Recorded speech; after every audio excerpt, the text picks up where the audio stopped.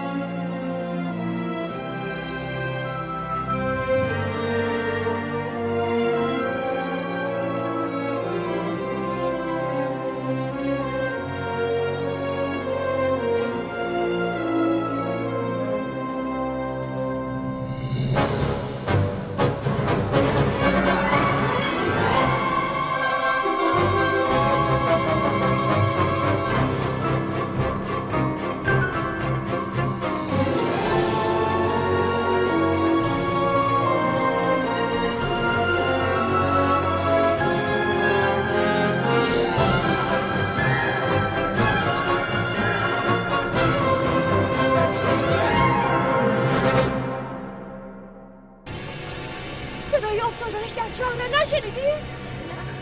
نه کمی تحمل داشته باش بانو، حتما پیدایش میشود. کجا رفته؟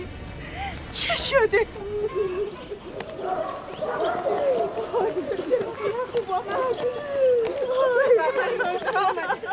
او را چه کردید؟ حرف بزن. آرام باش ببینم چه اتفاقی افتاده. چه شده؟ من داخل خانه به کار مشغول بودم. بچه‌ها در حیاط بازی می‌کردند. ناگهان شنیدم یوسف را صدا می‌کنند. گفتم چه شده؟ گفتن یوسف گم شده. همه جا را گشته اید؟ گشته اید. این گونه امانتداری می‌کنی؟ این گونه از یوسف نگهداری کردی؟ حواست کجا بود؟ بس کن ببینم چه اتفاقی افتاده. حتی زوایای تاریک خانه را گشته اید؟ آری گشته اید. یوسف کودک باهوشی است. خود را جایی پنهان کرده که پیدایش نکنند. مثلا در صندوق یا تنور.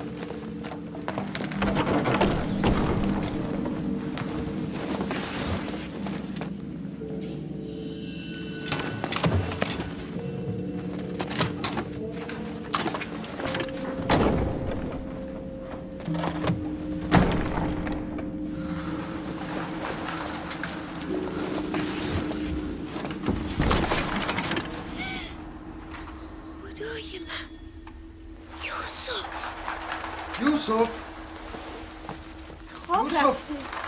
بیا اینجا پسرم. سلام پدر. سلام عزیز دلم.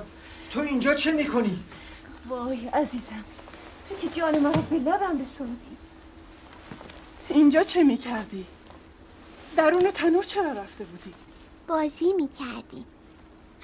من اینجا پنهان شدم تا برادرانم نتوانند مرا پیدا کنند. فائقه، تو نباید از یوسف غافل میشدی. اگر یوسف درون تنور خفه میشد چه میکردیم؟ من با خواهرم راحیل عهد کردم که از فرزندانش محافظت کنم. از این پس لحظه از پیش چشم دورشان نخواهم کرد.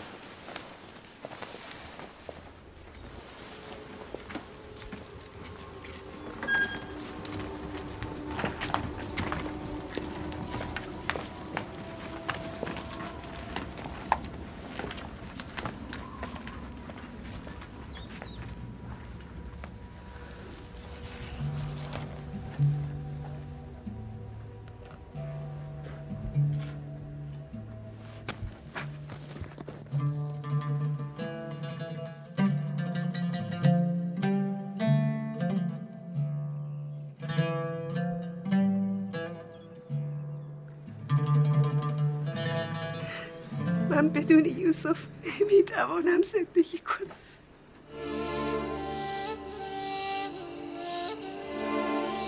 لیا این همه زجرم نده.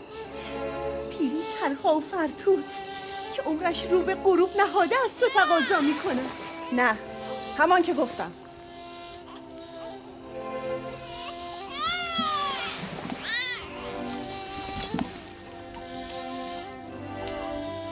قول میدهم از این پس بیش از گذشته از یوسف مراقبت کنم.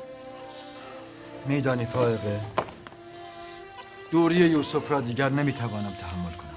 بهتر از همینجا نزد ما بماند. من تنها یک فرصت از شما میخوام. تنها یک فرصت. فائقه، تو میدانی که یوسف یک کودک معمولی نیست و من نمیتوانم در مورد او مسامحه کنم. پس رشته پیوند من و یوسف را به یک بار قطع نکنید. بگذارید چند روزی نزد من باشد تا به تدریج مهر از او بردارم.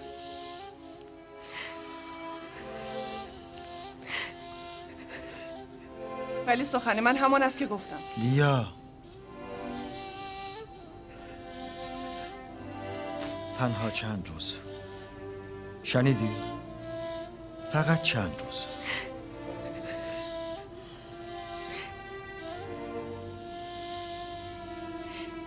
تنها چند روز. عهد میکنم که خود او را نزد شما بازگردانم. برویم جان عمه.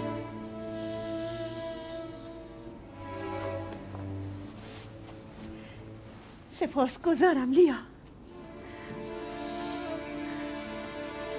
سپاسگزارم برادر. خدا نگهدارت. این لطف شما را هرگز فراموش نمی‌کنم.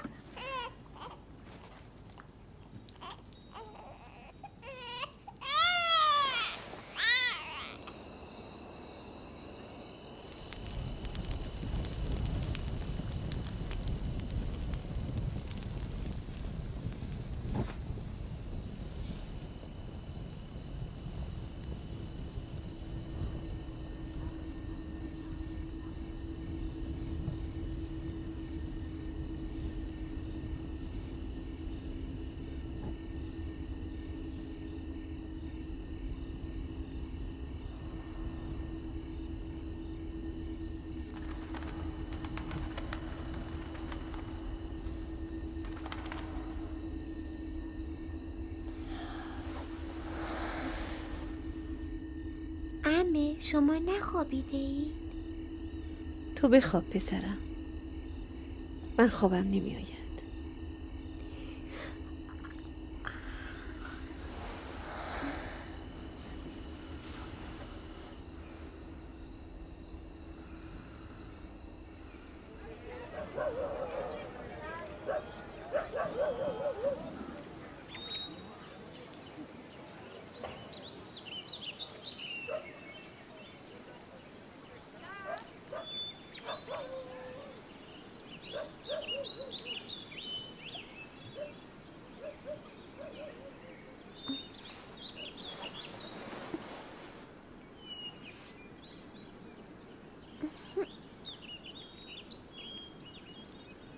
بیدار شدی یوسف من؟ شما تا صبح نخوابیده ای؟ هر وقت که بیدار شدم شما هم بیدار بودی. تصور این که تو از خانم بروی آرامش را از جانم و خواب را از چشمانم رو بوده است. ولی من دلم نمیخواهد اینجا را ترک کنم عمه. من شما را دوست دارم. نمیخواهم به خانه خودمان برم. به راستی تو عمه را دوست داری؟ شما بوی مادرم راهیل را میدهید. خاله لیا را هم دوست دارم. اما به من که محبت میکند برادرانم ناراحت میشم.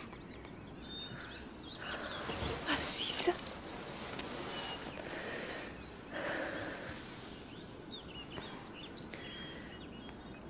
گفتی که دوست داری نزد عمه بمانی؟ برای نگه داشتن تو راهی به نظرم رسیده که باید کمکم کنی. برخیز آماده شو تا نزد پدرت بروی.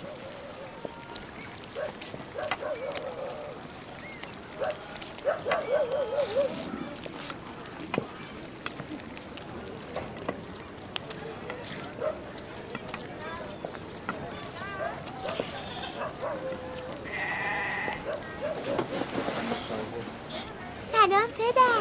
درود بر عمه. عزیز پدر. درود بر شما. آمدم امانت شما را بازگردانم. صحیح و سالم. سلام عمه فائقه. سلام عزیزم. قرار بود چند روز او را نگه داری. یوسف خوش آمدی پسرم. امانت را باید بازگردان. هر چه زودتر بهتر.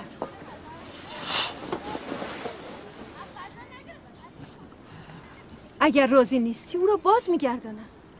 نه از اینکه او را بازگردانی سپاسگزاریم و از اینکه مدت‌ها سرپرستی او را به عهده گرفتی قدردان شما هستیم. یوسف برویم بازی. برو پسرم برو.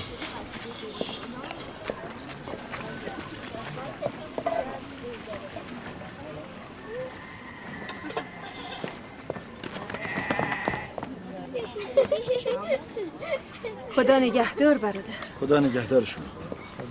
خدا نگهدارم. حافظ.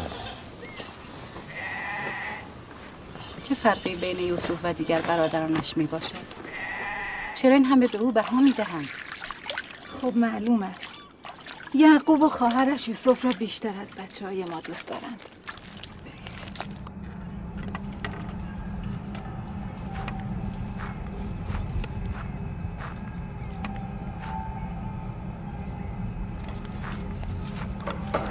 بسمه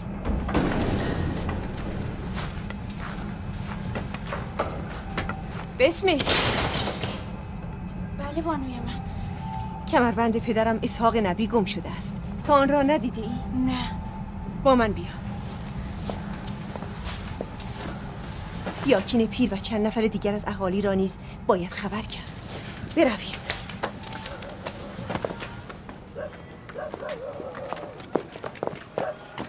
دینه آرامتر.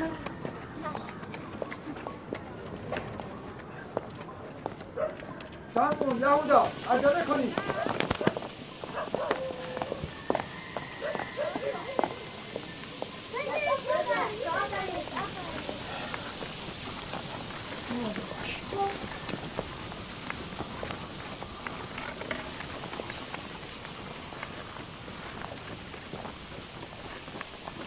چه شده خواهر؟ بسمه چه شده؟ کمربند اسحاق نبی گم شده است.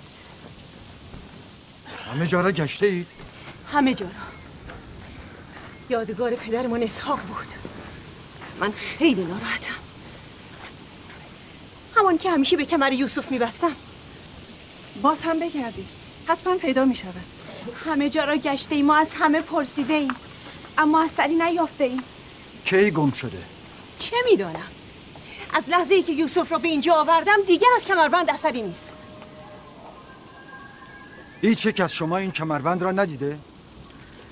شاید یوسف قبل از اینکه به اینجا بیاید آن را جایی پنهان کرده است. فکر نمی کنی یوسف به خاطر علاقه‌ای که به آن کمربند دارد آن را برداشته است. یعنی یوسف دزدی کرده؟ شاید گمان کرده از آن خود اوست و من آن را به او بخشیدم. ولی من گمان هم نمی کنم. من برای پیدا کردن کمربند همه جا و همه کس را جستجو خواهم کرد و تا آن را پیدا نکنم آرام نخواهم نشست. فقط یوسف آن کمربند را می‌بست. ما از آن بیخبریم. بسیار خوب. من هم ابتدا از یوسف شروع می‌کنم تا بهانه‌ای نباشد. اجازه می‌دهی؟ نمیدانم چه نیرنگی در کارت است، اما هرچه هست این وضع مرا رنج میدهد. نیرنگ؟ نیرنگ کدام است؟ مردم، من کمربند پدرم را گم کرده ام و در صدد یافتن آن هستم. آیا این نیرنگ است؟ بسیار خوب، جنجال نکن، جنجال نکن. بگرد، همه را بگرد.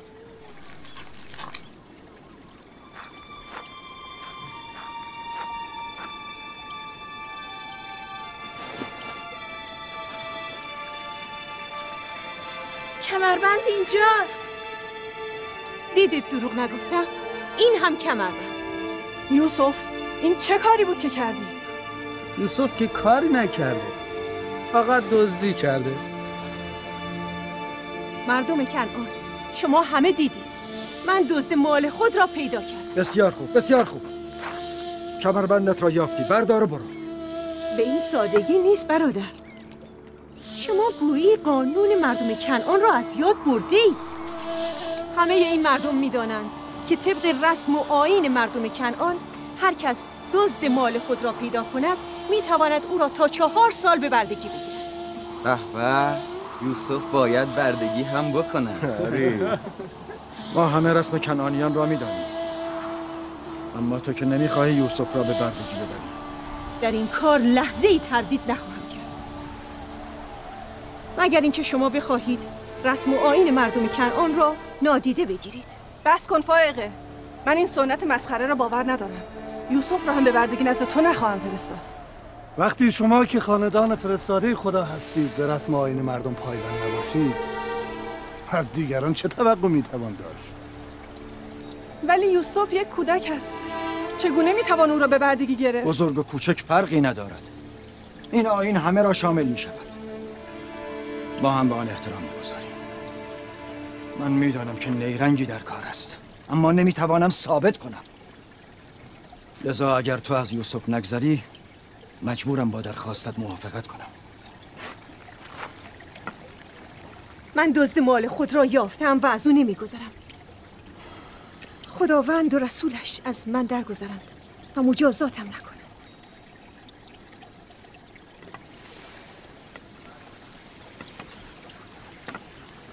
برویم یوسف. تو از امروز به مدت 4 سال برده من خواهی بود. این هم حاصل آن همه تعریف و تمجید. کودکی را که بیهوده پر و بال بدهند نتیجه همین خواهد شد.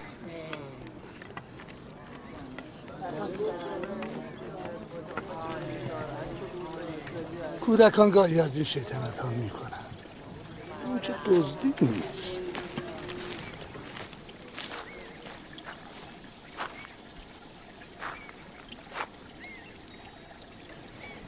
چرا با او موافقت کردید؟ فائقه نمیتواند از یوسف به خوبی نگهداری کند. یوسف ظاهراً دزدی کرده بود و من نتوانستم خلاف آن را ثابت کنم. نگران نباش، جای یوسف بد نیست.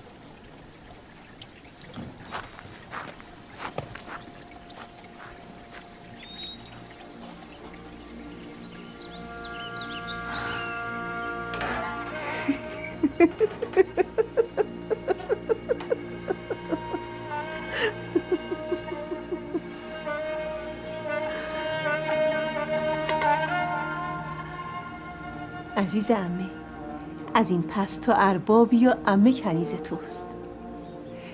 تو وارث برادرم و چشم و چراغ قبیله ما هستی. این کمربند در حقیقت میراثی است که فقط تو لایق آن هستی.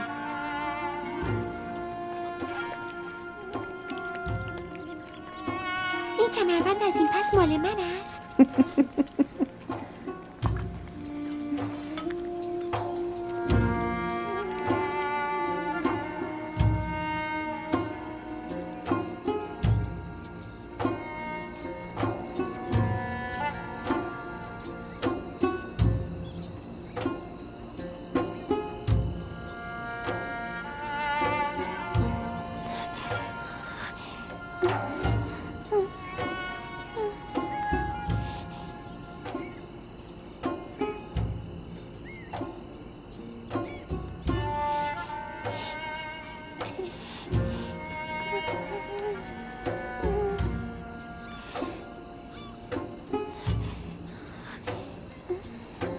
یوسف یوسف پسرم خواب میبینی؟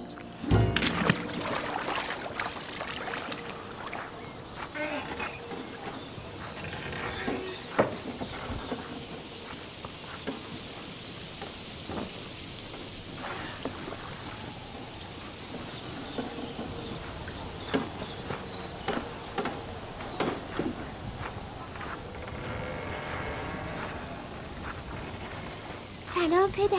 سلام عزیز دلم. آیا نبی خدا مرا بخشیده است؟ به خانه خود راه میدهد؟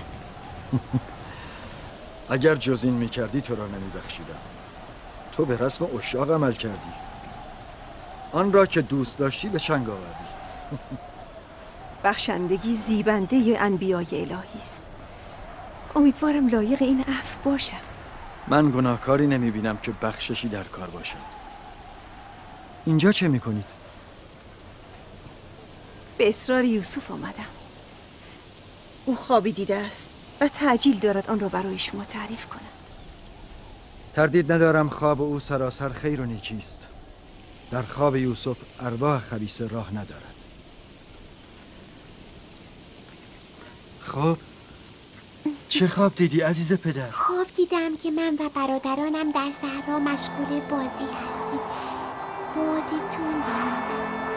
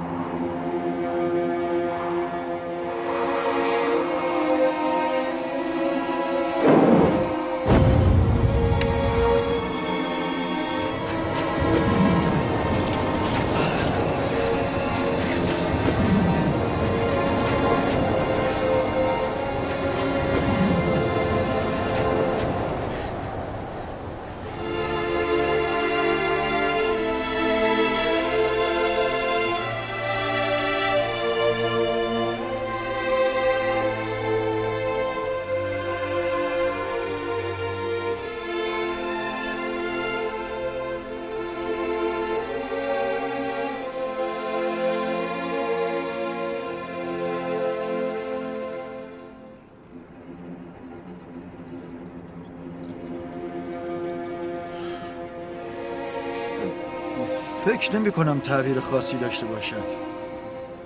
باید در تعبیر آن کمی فکر کنم. شاید چیزی به خاطرم رسید. شما هم اگر امروز گله را به صحرا نمیبرید، بروید دیگر.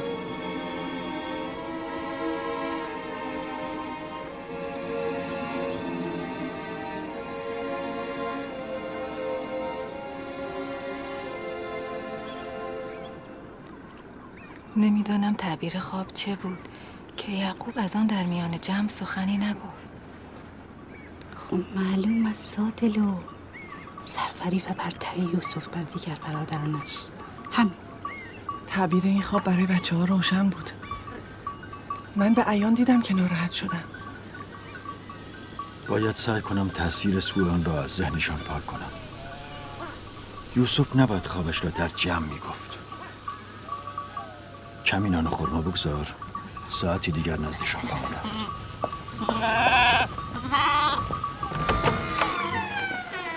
بیا فرزندم بیا.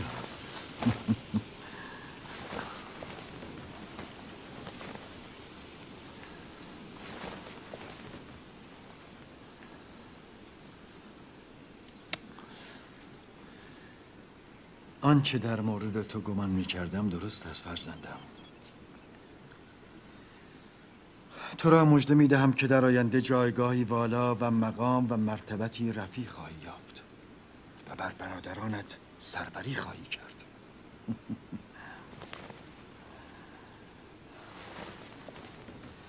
پدرم اسحاق نبی در حق من دعا کرد که خداوند پیامبران زیادی در نسل من قرار دهد.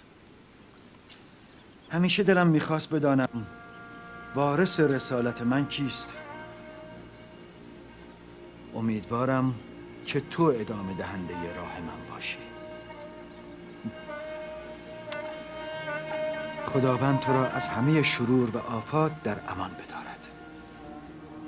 شاید تو همونی هستی که ما منتظرش هستیم. پدر، رسالت یعنی چی؟ غذا و لباس مرا مهیا کن.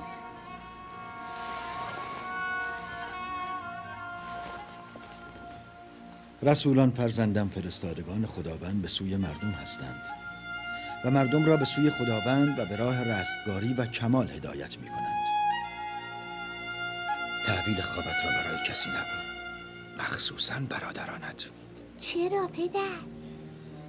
اگر برادرانت بشنوند ممکن است آتش حسد در وجودشان شعله‌ور شود و با تو به عداوت برخیزند.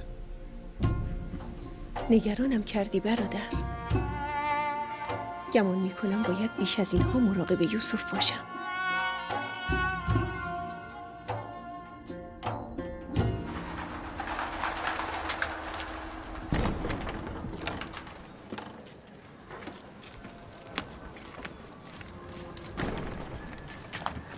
اگر اجازه دهید من نیز یوسف را با خود به خانه ببرم. ببرید. مراقب یوسف باشید. خدا نگهدارتون. خدا نگهدار پدر. خدا نگهدار پسرم. مواظب باش. او را تنها نگذار. شب که بازگشتید یوسف را خواهم آورد.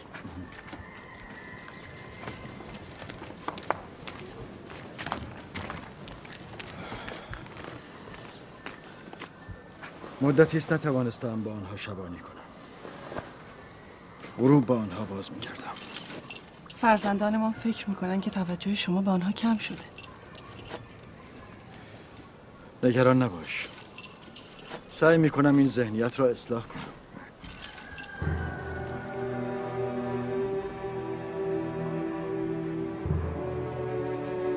با وجود یوسف و بنیامین، یعقوب به دیگر فرزندان توجهی نخواهد کرد. خدا نگهدار.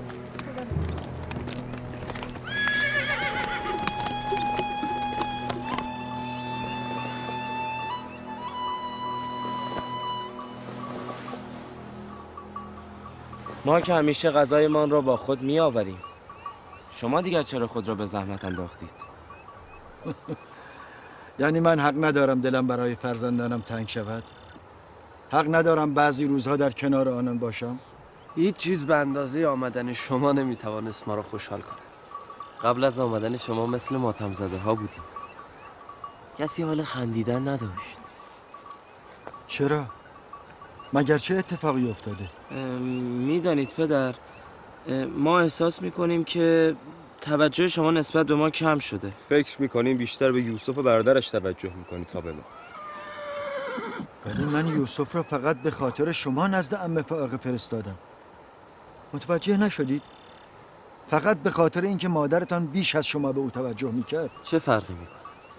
حال مادر به بنیامین چسبیده است و عمه به یوسف. بهترین لباس ها و سرگرمی ها هم برای او تهیه میکنه. با شما موافقم. اما شما هم باید حق بدهید. ما باید به گونه‌ای رفتار کنیم که یوسف و بنیامین احساس بیمادری نکنند. پدر، ما از خوابی که یوسف دیده خیلی نگرانیم. مردان قدرتمند خانواده ما هستیم. تمام بار مسئولیت اداره خانواده و انجام کارهای سخت به دوش ماست. آن وقت یوسف جانشین شما شود؟ ولی خواب یوسف میتواند تعبیر دیگری هم داشته باشد. مگر نه این است که یوسف گفت چوب دستش سبز شده و بر چوب دستهای شما سایه افکند؟ این میتواند نشان دهنده آن باشد که یوسف همه برادرانش را دوست دارد، و یا اینکه یوسف نسبت به همه عطوف و رؤوف خواهد بود و همه برادرانش را دوست خواهد داشت. ظاهراً غیر از تعبیری که ما نزد خود کرده ایم، تعبیر دیگری نیز میتواند داشته باشد. یعنی یوسف جانشین شما نیست؟ جان نشین مرا خداوند تعیین می کند. آن هم بهترین شما را. شما هم بهتر است دست از بهانه‌گیری بردارید. یوسف و بنیامین برادران شما هستند، نه دشمنان شما. من همه شما را دوست دارم. از شما هم میخواهم که یکدیگر را دوست داشته باشید تا خداوند هم شما را دوست بدارد. بزرگان خاندان من، امید و پشتیبان من شما هستید. امروز احساس میکنم میتوانم به شما تکیه کرده دلگرم باشم. شماها شجاع و متحور هستید. با وجود شما هیچ غمی نمیتواند دل یعقوب را به خود مشغول کند. از اینکه پدر را آزردیم پوزش میخوام. گرگ لاوی نفتالی شمون گرگ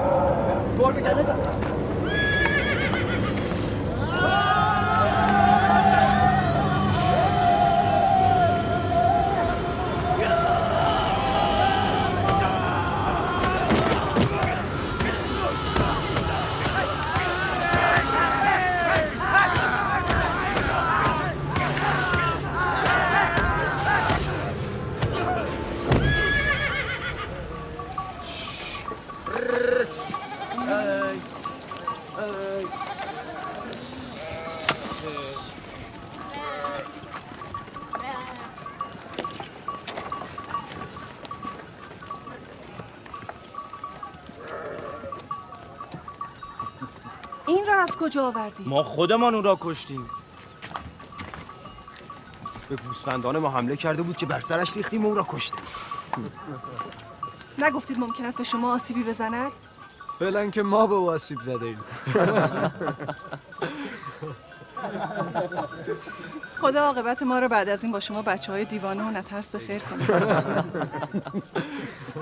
حتما شما هم در این کار یاریشان کرده اید. اصلا به من فرصت دخالت ندادن. پیش از این که بتوانم کاری کنم کار گرگ را تمام کردم.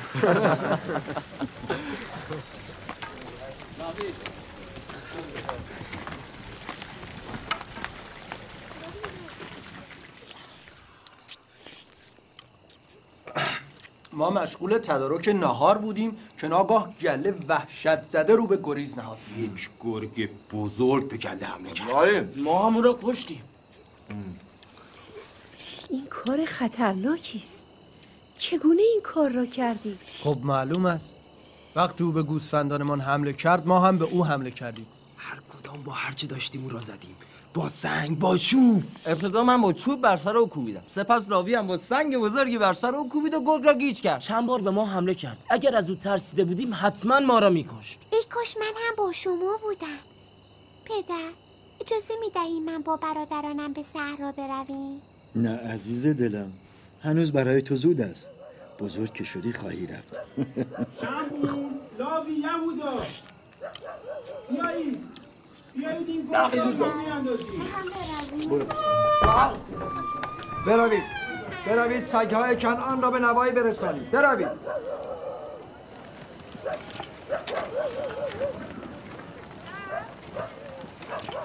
پدر که به صحرا آمده بود میگفت چرا خواب یوسف را فقط سروری بر برادران تعبیر میکنید؟ شاید معنی خوابش علاقه و محبت زیاد اون نسبت به برادرانش باشد. شاید او همه شما را دوست دارد. آری مادر، به راستی یوسف همه ما را دوست داره. برای علاقه که لازم نبود خواب ببینم. خواب خبر از آینده میدهد. خبر از سروری و برتری یوسف. پدرتان شما را ساده‌لوح تصور کرده.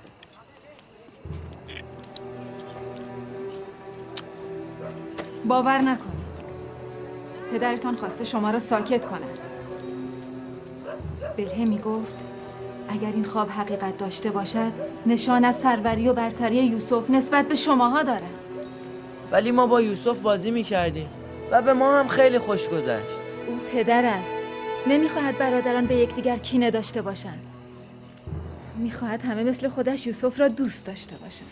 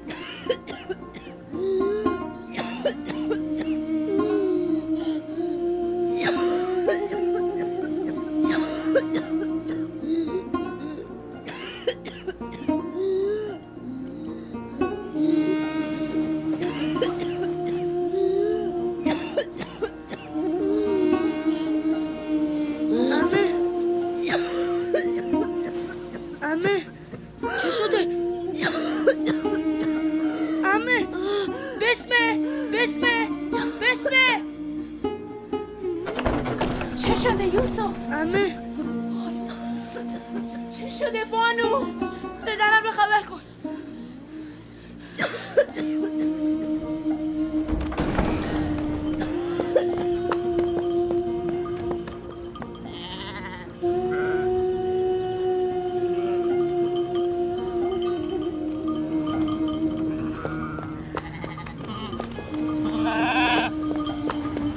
یا نبی الله عمه فارغه حال بانو خوب نیست. عجله کنید عجله کنید.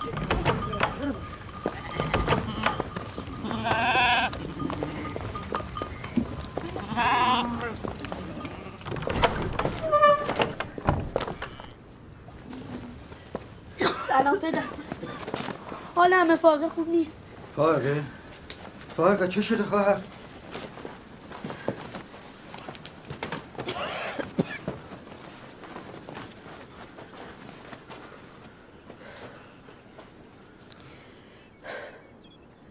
سرانجام موعد من هم به سر رسید.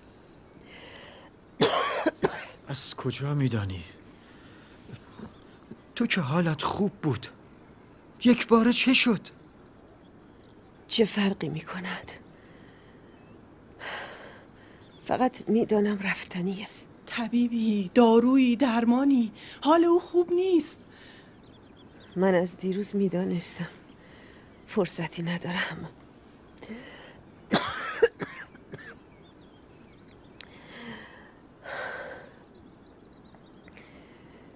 فقط به سخنانم گوش کنید.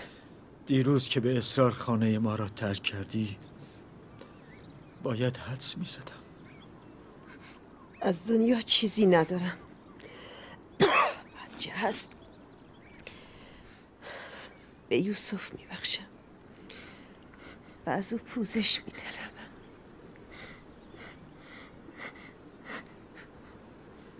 از شما نیز پوزش میطلبم. من این 4 سال به نیرنگ یوسف را نزد خود نگه داشتم. به او تهمت دزدی زدم. خداوند مرا ببخشد.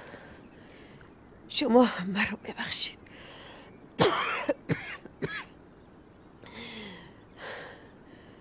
یوسف من دزد نیست. من اون کمربند را در زیر لباسش پنهان کردم. من این را میدانستم. تو خود را رنج نده. این را به همه بگویید. یوسف من دزد نبوده و نیست. تو خود را رنج نده. میخواهم با تو تنها سخن بگویم.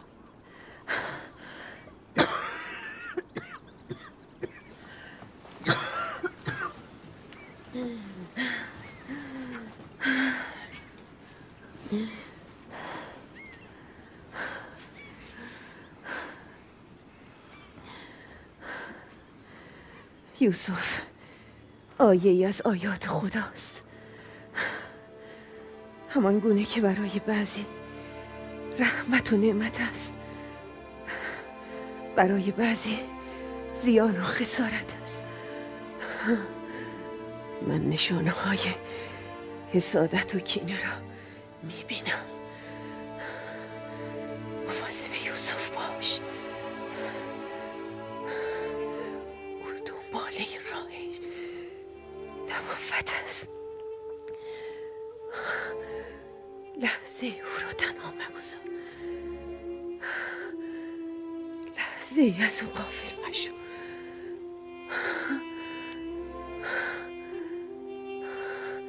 او را با خود بخوابان و تنها جایی مفرست.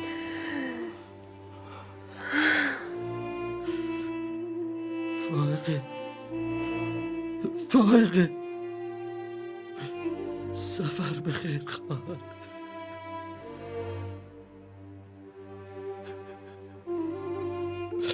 سفر به خیر خواهد. سلام مرا به مادرمان رفقه و پدرمان اسحاق برسان. سلام مرا به راهیل برسان. سلام مرا به پدر بزرگمان ابراهیم برسان.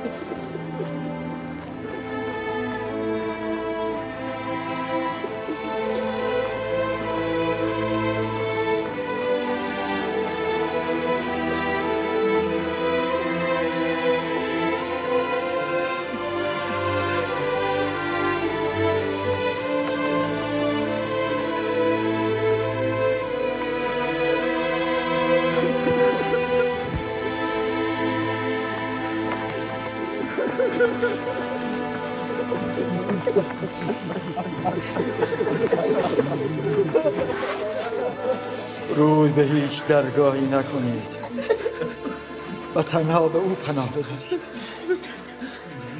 هرچه میخواهید از او بخواهید که همه عاجزند و قادر اوست. همه بر نیاز و راز درون شما غائبند و تنها شاهد حاضر بر همه وجود شما اوست. اگر یار میخواهید یار شماست. حافظ و نگهدار میخواهید نگهدار شماست. اگر منعم میخواهید منعم و پروردگار شماست. و اگر پنداندرز میخواهید ناصح و باعث شماست. هر آنچه از خلایق طلب میکنید جمله یک جا نزد اوست. وای وای به روز کسانی که روی نیاز به سوی دیگری برند. بسا خلایق رسوا شوند اگر روز موعود خداوند با عدل ظاهر شود. بسا پرده ها دریده شود اگر او با عدالت بر خلق بنگرد. بسا امیران اسیر شوند اگر فردا حق تعالی مظلومان را دستگیر شود. بسا خون از دیده ها روان شود اگر عاصیان بر اعمال زشت خویش ناظر شوند. پس توشه آن روز مهیا کنید و برای آن روز اعمالتان را اصلاح نمایید. چون فائقه همه آماده رفتن شدید که لاجرم همه رهرو این راه خواهیم شد. بیایید برای آمرزش روح فائقه همه با هم دعا کنیم. پروردگارا روح فائقه را با ارواح صالحان و دوستانت محشور بگردان.